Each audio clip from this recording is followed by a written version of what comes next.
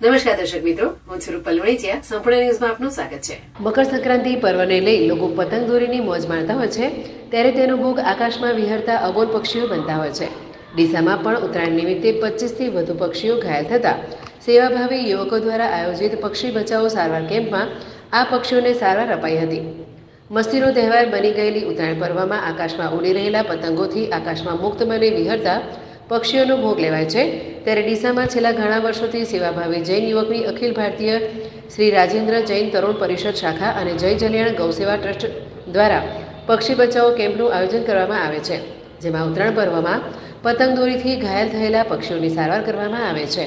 આ પક્ષી બચાવો અભિયાન કેમ્પમાં સેવાભાવી યુવકો સાથે પશુ ચિકિત્સકોની ટીમ પણ ખડે પગે રહે છે.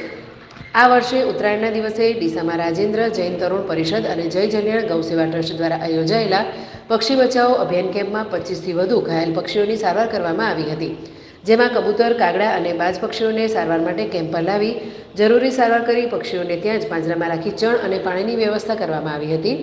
આ ઉપરાંત શ્રી રાજેન્દ્ર જૈન તરુણ પરિષદમાં કેમ્પમાં બે મોટા ઘુવડ પક્ષી આવતા તેમને પાલનપુર વન વિભાગ દ્વારા જાણ કરી તેમના વાહન મારફતે સારવાર માટે પાલનપુર ખાતે મોકલી આપવામાં આવ્યા હતા.